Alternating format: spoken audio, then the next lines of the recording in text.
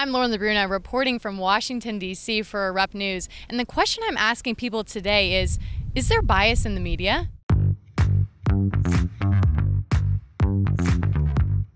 Do you think there's bias in the media?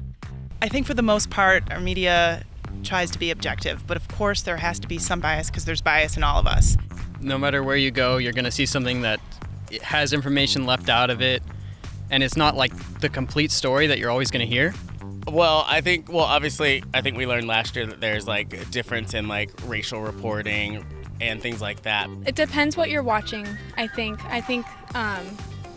Watching more variety of things can help you see the bigger picture, but I do think that certain medias have a way to paint a picture on either side. The Fox News, the CNN, I feel like they already have their own point of view, and I think they're just relaying that message from their own point of view and not so much of what's really going on. How do you filter out what news to watch?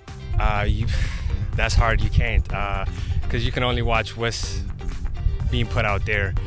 For a lot of us that have cable and stuff, you can't really control it. But I think you can do your own research. I see it on CNN, I see it on Fox. They're both slanted in such different directions that you would never know you're in the same country when you're listening to Fox and you're listening to CNN. And when you watch those channels and you know that they're biased, how do you filter out the right source? Pretty difficult. There's the truth on one side, truth on the other side, and halfway in the middle is the real truth. That's the way I look at it. I think most of the people, they just follow the media they like. They don't want to listen to the truth. So I think you should listen both sides and take your own opinion. People can curtail their news feed to kind of what they want to see, and if it angers them or makes them upset, they just can block it and kind of find their own echo chambers. So works for the right, works for the left. So if there's almost echo chambers, you call them, how do people who really want to find the facts and really want to follow the real stories filter their news?